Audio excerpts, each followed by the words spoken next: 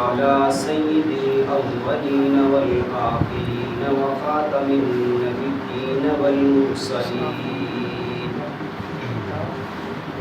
سيدنا وشفيعنا ومولانا محمد وعلى آله وأصحابه أجمعين. قال الله تبارك تعالى في القرآن المجيد والفرقان الحميد. تلك الرسل فضلنا بعضهم على بعض. قال النبي صلى الله عليه وسلم أنا خاتم النبيين لا نبي بعدي.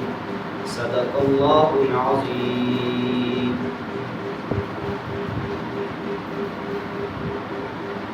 وہ آئے جن کے آنے کی زمانے کو ضرورت تھی.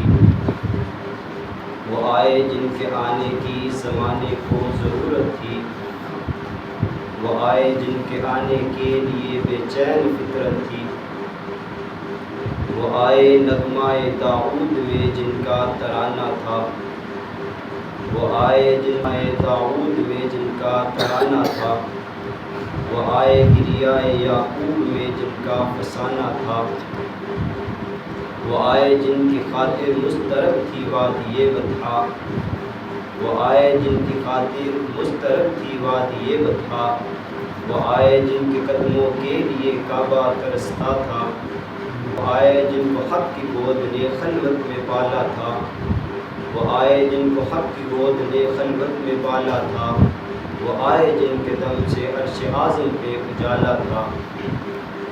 نہایت واجب الاحترام معزز سامعین کرام، میں بڑے مختصر وقت میں 10 اور 15 منٹ کے اندر قرآن اور صاحب قرآن کے حوالے سے 4 باتیں آپ کے سامنے کرنی ہیں. 2 باتیں حضرت امام الانبیاء حضرت محمد صلی اللہ علیہ وسلم کے حوالے سے اور 2 باتیں قرآن کریم کے حوالے سے. ہم سب کا عقیدہ ہے ہمارے پیغمبر کو جو ایمان ملا ہے وہ ایمان تمام نبیوں سے اعلیٰ ہے. ہمارے نبی کی خصوصیت یہ ہے کہ ہمارے نبی کو جو نبوت ملی ہے وہ نبوت بھی تمام نبیوں سے اعلیٰ ہے. جو ایمان ملا ہے وہ ایمان بھی تمام نبیوں سے اعلیٰ ہے. اس پہ دلائل کیا ہیں؟ میں ایک دلیل آپ کے سامنے رکھتا ہوں. قرآن کریم کو اٹھائیں، سورہ آل عمران آیت نمبر 81. اللہ تعالیٰ فرماتے ہیں وَإِذْ أَخَذَ اللَّهُ مِيثَاقَ النَّبِيِّينَ لَمَا آتَيْتُكُم مِّن كِتَابٍ وَحِكْمَةٍ ثُمَّ جَاءَكُمْ رَسُولٌ مُّصَدِّقٌ لِّمَا مَعَكُمْ لَتُؤْمِنُنَّ بِهِ وَلَتَنصُرُنَّهُ. اللہ تعالیٰ نے یہاں میثاق کا لفظ فرمایا ہے. ایک ہوتا ہے وعدہ اور ایک ہوتا ہے معاہدہ. وعدہ اور معاہدہ میں فرق یہ ہے، وعدہ ہوتا ہے یک طرفہ اور معاہدہ ہوتا ہے 2 طرفہ. میثاق بولتے ہیں معاہدے کو. اگر میں سمجھانے کے لیے یوں کہوں تو اللہ تعالیٰ نے فرمایا کہ 2 کام نبیوں کے ذمے ہیں، وہ 2 کام ایسے ہیں جو میرے ذمے ہیں. اللہ تعالیٰ نے فرمایا کہ میرے ذمے جو 2 کام ہیں وہ کیا ہیں کہ نبوت دینا، رسالت دینا، کتاب اور حکمت دینا. یہ 2 کام میرے ذمے ہیں. نبیوں کے ذمے 2 کام کیے ہیں. لتؤمنن، ایک حضرت محمد صلی اللہ علیہ وسلم جو آخری پیغمبر ہیں ان پیغمبر پہ ایمان لانا، ولتنصرن، اس پیغمبر کی مدد کرنا.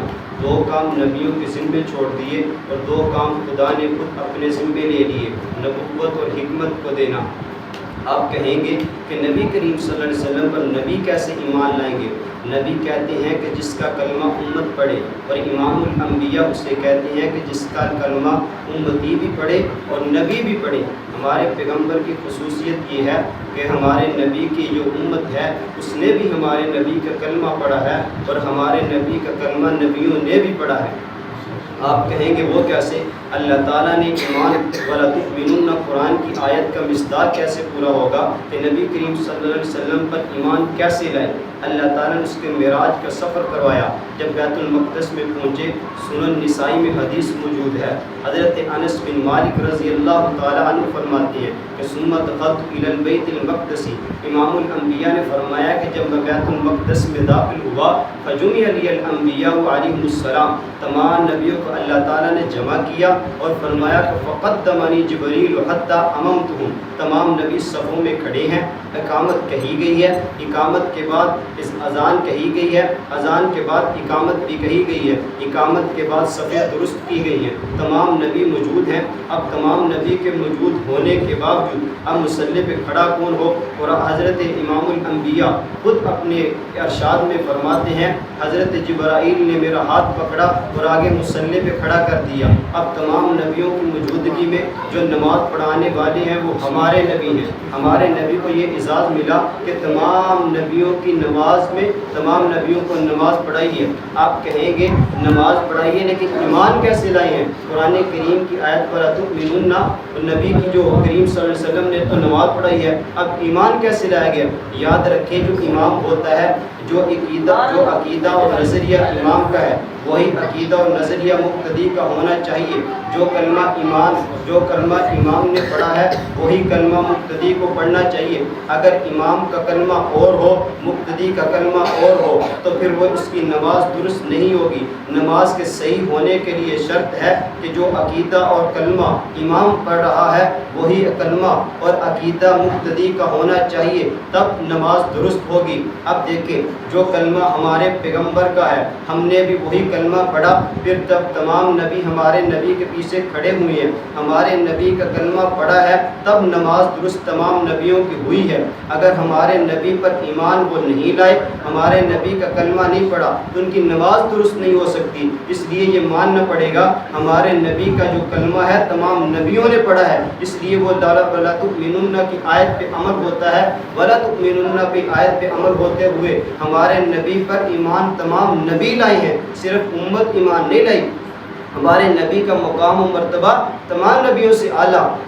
ہمارے نبی کو جو ایمان ملا ہے وہ ایمان اصل ہے، ہمارے پیغمبر کو جو ایمان ملا ہے وہ اصل ہے، باقی انبیاء کو جو ایمان ملا ہے وہ ہمارے نبی کی وجہ سے ملا ہے۔ تو قرآن کریم کی اس آیت پہ تب عمل ہوگا جب تمام نبیوں نے ہمارے نبی کا کلمہ پڑھا ہے، تو پتہ چلا ہمارے نبی کا مقام و مرتبہ اعلیٰ ہے، اس لیے ہمارے پیغمبر کو آگے کھڑا کیا، پیچھے تمام نبیوں کو کھڑا کیا، تو ہمارے نبی کریم صلی اللہ علیہ وسلم کا مقام و مرتبہ اعلیٰ ہے۔ دوسری بات میں نبی کریم صلی اللہ علیہ وسلم کے حوالے سے کرنا چاہتا ہوں، ہمارے پیغمبر کا نبی جو ہوتا ہے امت میں سب سے زیادہ خوبصورت، حسن و جمال سے زیادہ ہوتا ہے۔ امتی جو ہوتا ہے وہ کسی نبی کے مقابلے میں قریب تر بھی نہیں پہنچ سکتا۔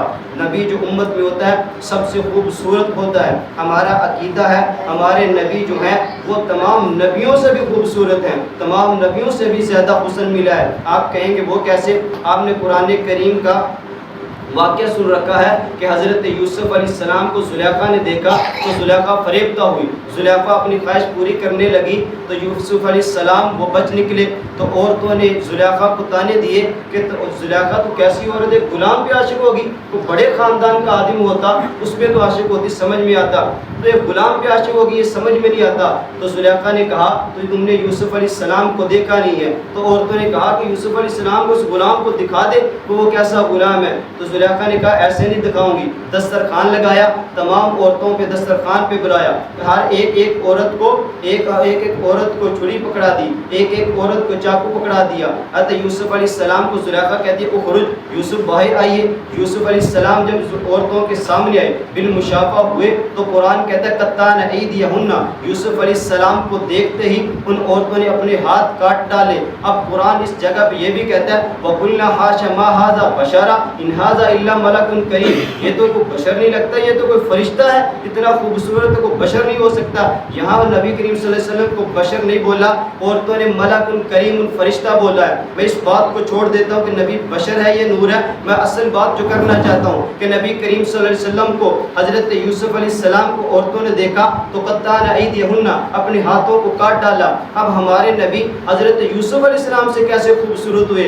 علامہ زرقانی رحمۃ اللہ نے اشعار لکھے، امی عائشہ صدیقہ کے وہ اشعار میں بطور دلیل کے پیش کرنے لگا ہوں۔ امی عائشہ فرماتی ہے وَلَوْ سَمِعُوا فِي مِصْرَ أَوْصَافِ خَدِّهِ کہ یوسف علیہ السلام کو ان عورتوں نے دیکھا تھا، اگر میرے محمد کے رخسار مبارک مصر والے دیکھ دیتے لما بزروا فی صوم یوسف من نقد، حضرت یوسف علیہ السلام پر سیم و زر کی قیمتیں لگانا بھول جاتے، لبامی زلیخا لو رئینا جبیر نہ ہو، اگر میرے محمد صلی اللہ علیہ وسلم کو زلیخا ان کو تانے دینے والی عورتیں میرے محمد کی جبینیں رخسار مبارک کو دیکھ دیتی، لا اثر بالقطع قلوبہن علی الجدی، اپنے ہاتھ کو کاٹنے کے بجائے اپنے دل کو کاٹ ڈالتی۔ امی عائشہ صدیقہ کا جملہ سمجھنا کہ ہمارے پیغمبر کو اگر دیکھ لیتی تو ہاتھ نہ کاٹ دی بلکہ دل کو کاٹ ڈالتی۔ امی عائشہ صدیقہ نے یہ کیوں بولا کہ دل کو کاٹ ڈالتی؟ حضرت یوسف کو دیکھا اپنے ہاتھوں کو کاٹا، لیکن ہمارے پیغمبر کو دیکھ لیتی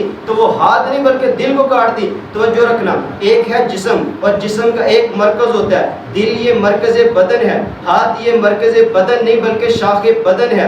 ایک ہوتا ہے مرکز حسن، ایک ہوتا ہے شاخ حسن۔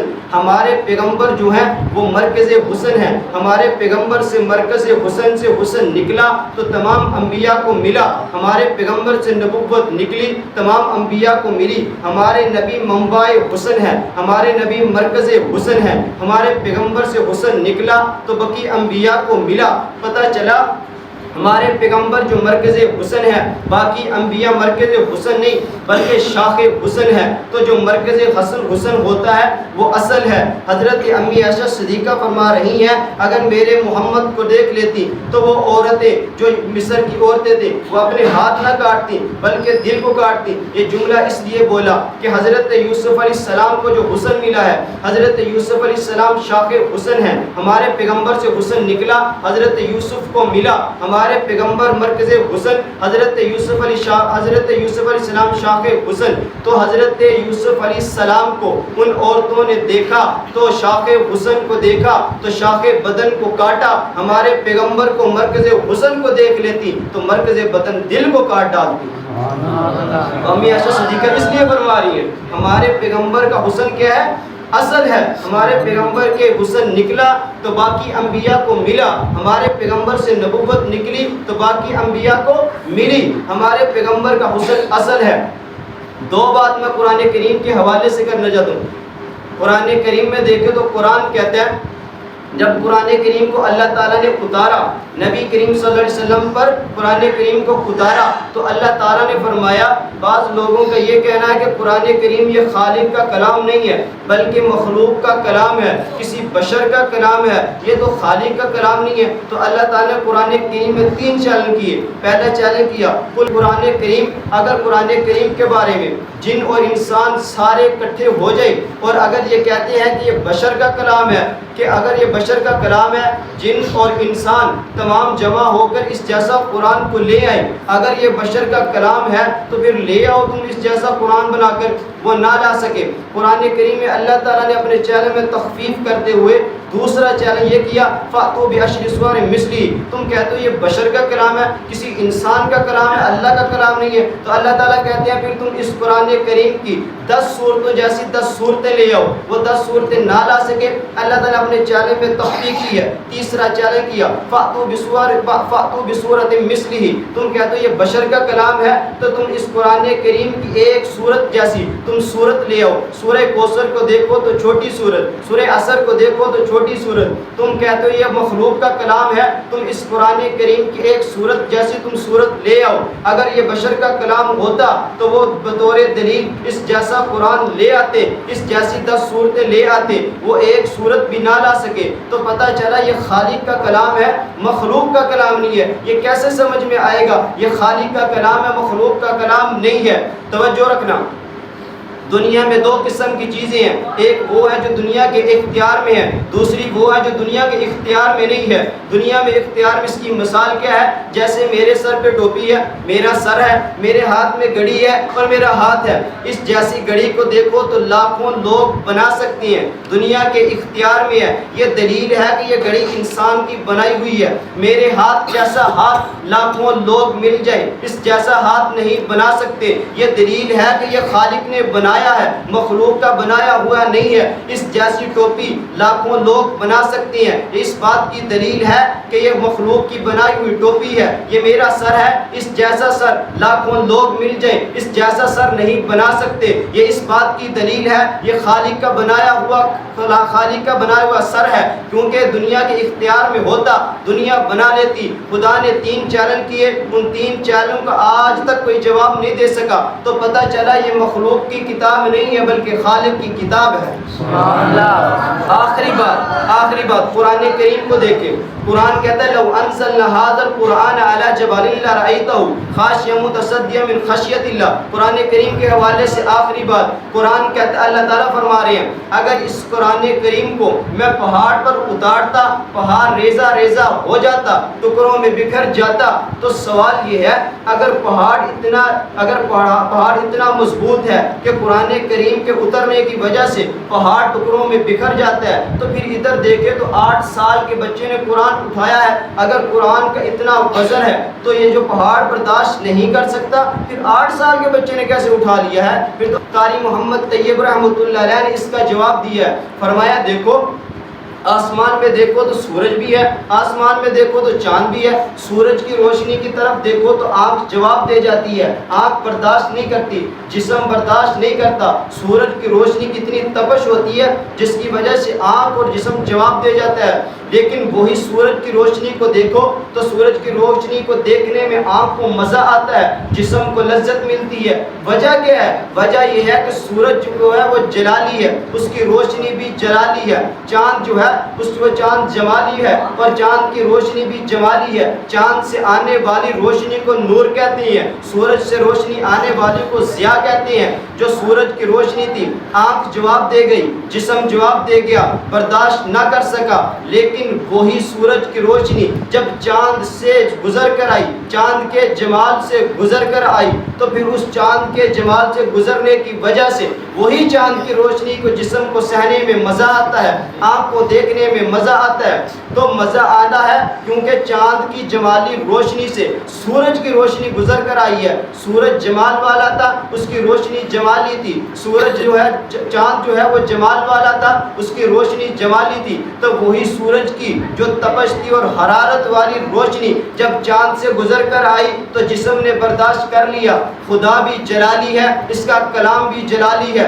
اگر خدا اپنا جلالی کلام ڈائریکٹ پہاڑ پر اتارتا تو پہاڑ برداشت نہ کرتا، ٹکڑوں میں بکھر جاتا، ریزہ ریزہ ہو جاتا۔ خدا نے کرم یہ کیا اپنا جلالی کلام ڈائریکٹ پہاڑ پہ نہیں اتارا، بلکہ حضرت محمد صلی اللہ علیہ وسلم کیونکہ وہ جمالی ہے اور ان کا سینہ بھی جمالی ہے، تو خدا نے کرم یہ کیا خدا نے جلالی کلام کو محمد کے سینے جمالی پہ اتارا ہے، تو آج 8 سال کا بچہ اٹھا رہا ہے۔ سبحان اللہ۔ تو یہ حضرت محمد صلی اللہ علیہ وسلم کی صدقے کی وجہ سے خدا نے ڈائریکٹ پہاڑ پہ نہیں بلکہ محمد صلی اللہ علیہ وسلم کے سینے پہ اتارا، تو آج اس کی وجہ سے ہم سب قرآن کو اٹھا رہی ہیں۔ یہ ہمارے پیغمبر صلی اللہ علیہ وسلم کا صدقہ ہے کہ جس کی وجہ سے ہمیں قرآن بھی ملا ہے۔ اللہ تعالیٰ اس پہ عمل کرنے کی توفیق عطا فرمائے۔ اقول قولی ھذا واستغفر اللہ وآخر دعوانا الحمد للہ رب العالمین۔